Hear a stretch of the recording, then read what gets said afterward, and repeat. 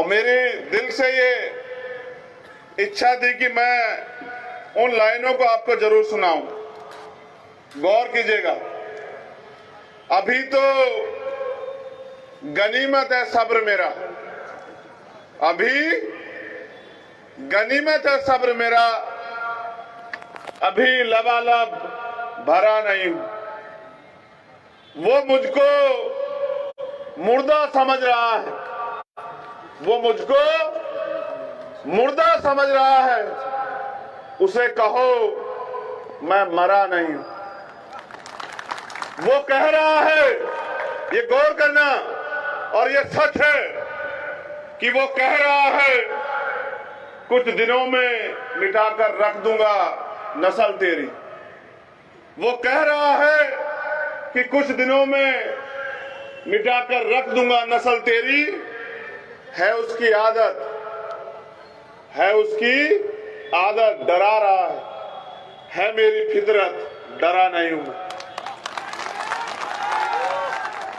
ना कल डरे, ना आज डरे, और ना डरेंगे। ये मुल्क हमारा, और इस मुल्क में हम स्वाभिमान सम्मान के साथ जिएंगे, हक अधिकार के साथ जिएंगे। मैं समझता हूं कि आज हालात हमारे फेवर में नहीं है, लेकिन हमेशा हालात ऐसे नहीं रहेंगे। जिस दिन हमारे लोग दुश्मन को समझ जाएंगे, दोस्त को समझ जाएंगे और अपनी जिम्मेदारी को समझ जाएंगे, जिस दिन वो लोग हक अधिकार के लिए लड़ने के लिए आ जाएंगे, मैदान में उतरेंगे, तो मैं पूरी जिम्मेदारी से कहता हूं कि दुश्मन में इतनी हिम्मत नहीं कि वो हमारे सामने खड़ा हो जाए। वो भाग खड़ा होगा, वो पीछे से वार करता है, वो धोखे से वार करता है। मैं अपने भीम आर्मी के नौजवान साथियों से कहना चाहता हूं, जमाना तुम्हारी तरफ देख रहा है, तुम्हारे कंधों पे बहुत बड़ी जिम्मेदारी। एक तरफ बांटने वाले लोग हैं, एक तरफ जोड़ने वाले लोग हैं। मैं आपसे उम्मीद करता हूं कि झारखंड में जो एकता होनी चाहिए थी बहुत दिन पहले, जो नहीं बन पाई, जो धर्म जाति के नाम पे बांट के दुश्मन राज कर रहा है, उसको जवाब देने का समय आ गया। ऐसे हालातों में, नाजुक हालातों में लोग उम्मीद करते हैं कि लोग खड़े हों और बाएं फैला के अपने भाइयों का इस्तकबाल करें, स्वागत करें, और एकता बना के एक दूसरे के हाथ पकड़ के साबित करें कि अब हम इनकी बातों में नहीं आने वाले। मैं ये कहना चाहता हूं पूरी जिम्मेदारी से, मेरा तजुर्बा है, मैंने पढ़ा इतिहास को कि मुल्क में कभी दंगे नहीं होते।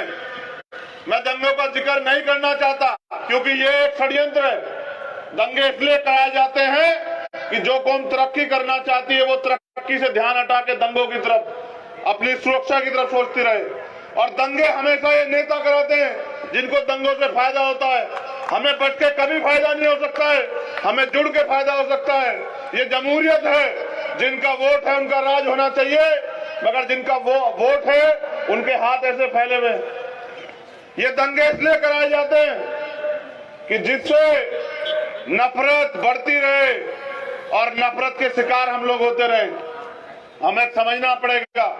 और जिस दिन मेरी समझ में आया, मुझको हजरत मौलाना सज्जन नोमानी साहब जैसे लोगों ने समझाया और बताया कि ये इनके सबके पीछे कौन है, मेरी समझ में आया तो मैंने समझाना शुरू किया। और आज हालात ऐसी है कि आज हमारे लोग नहीं लड़ रहे हैं एक दूसरे से। आज उनको समझ आया कि भाई कौन है और दुश्मन कौन है।